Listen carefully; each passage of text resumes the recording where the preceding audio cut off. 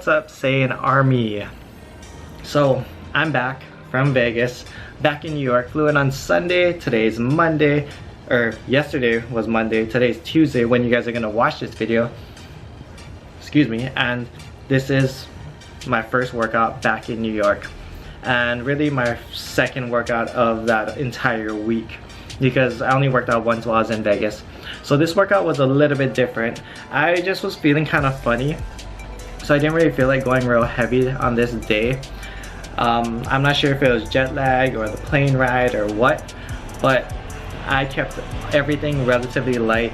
For these incline dumbbell press, I hit 6 to 8 reps. Everything else was upwards of 10 to 15 reps. I kept it on the higher end, more like a pump hypertrophy type workout, bodybuilder style workout, and it felt amazing. Besides me sweating my ass off because it's been storming in New York and it's been super humid, like more humid than what you could ever be. New York is just crazy humid, but yeah, it felt good. So let's get into the topic of today's video, and that's gaining strength while in a cut, gaining strength while in a deficit. Okay, how do you do it? Because we always see people, you know, hitting new PRs while they're in a deficit or cut, and the first thing you're gonna say is, oh, steroids. And it could be for some people. I'm not gonna lie, I can't speak for everyone, but for some people it could be one of the reasons. You know, if they're gaining strength and they're not new lifters, I mean if they're gaining muscle and they're not new lifters, chances are yes. For me personally, I've hit a lot of PRs while in a deficit, while in a cut, and not just like the first couple weeks, but deep into cuts. I've hit PRs before, and one of the reasons for me personally that I've hit PRs while in a deficit is because I'm afraid of losing muscle. I notice while I'm in a deficit, I push myself a lot harder than on a bulk because I don't want to lose muscle. My track record is about 2 to 3 pounds of muscle a year. So if I lose a pound of muscle during my cut, that's like a third of my year's gains gone down the drain, you know? I could get it back on my next bulk, but what's the whole point of cutting? Is to show off your new gains, right? And not to lose them in the process of the cutting. So for me personally, I notice I push myself a lot harder to keep my strength up and even increase my strength. You know, the only way you know that you're keeping your muscle and keeping your strength is if strength goes up. It's the easiest indicator, you know? If it stays the same, you're probably good too. But why not push the buck a little bit further? All right. And now I'm gonna talk to for my clients. My online clients, I always tell them whenever I give them their workout, I put it in their workout, every week to 2 weeks, add 5 pounds to their lift. Squat, deadlift, bench, overhead press, add 5 pounds. And the reason being, from what I noticed, is people just don't push themselves hard enough. Like I had a client ask me the other day, and that's what put me on the topic for this video. He's like, oh Matt, I thought you're not supposed to gain strength while in a cut, in a deficit. Isn't it a lot harder to gain strength? How can you expect me to add 5 pounds to the bar? You know, even 5 pounds every month, how can you expect that? And I told him, most people don't push themselves hard enough.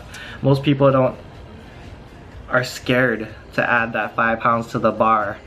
And when you have someone set a standard for them, people themselves, what I noticed from experience and coaching a lot of people, is they don't set their standards high enough. And I made a video on this topic, but people don't set their standards high enough. And for me as a coach, I need to set that standard for them if they're not gonna do it for themselves. That's why I tell them, and you can look back at all my clients' transformations. I always write down their before lifts and their after lifts. Part of their gains is from form, because I have all my clients send me videos of their form. You know, obviously the better form you have, the more weight you'll be able to lift effectively and efficiently. But for you guys, set your standards high. You know, put that standard on your body that you're gonna add on the bar every week to 2 weeks, 5 pounds on that bar. Even if it's every month, just 5 pounds. 2 little 2.5 pound cookies. You guys can do that. Unless you guys are at, you know, super duper strong elite powerlifters or whatever, you know, it's gonna be a little bit harder. But most of you guys aren't, let's be honest, watching this video. You know, I'm not even a powerlifter, I'm a bodybuilder. Here's a little different row, by the way, if you guys are watching this. it wasn't my favorite. I decided to try it because we had the landmine right there. But set your standards high, guys. All you guys can push yourselves today in your workout today. If you guys are watching this, add 5 pounds to your lifts. And I'm not talking about 5 pounds to a machine. You know, don't put the pin one notch lower. Even though that's still overload, that's still gains. Add 5 pounds to a compound lift. You know, add 5 pounds to your bench today. Throw little cookies on, 2.5 pounds on each side. Okay? And that's how you'll make gains. Whether in a deficit or not, that's how you make gains. So this whole workout, all high reps. This was a little superset I did towards the end. Tricep push down with the rope. I did 15 reps.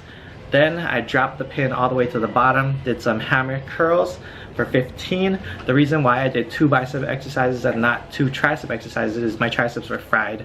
One from the high rep shoulder press, it was killing my triceps, including the bench press. You know, you already work your triceps when you're benching, you work your triceps when you're shoulder pressing. Yeah, and my triceps were toast. Plus my triceps aren't lagging. I feel like my triceps are a lot stronger and just overall better than my biceps. So biceps is something I'm trying to work on and bring up. So anyways, I'm back. More videos to come. Ooh, announcement towards the later end of this week. See you guys in the next video. Much love. Aloha. Strength and honor. Vegeta, what does the scouter say about his power level? It's over 9,000!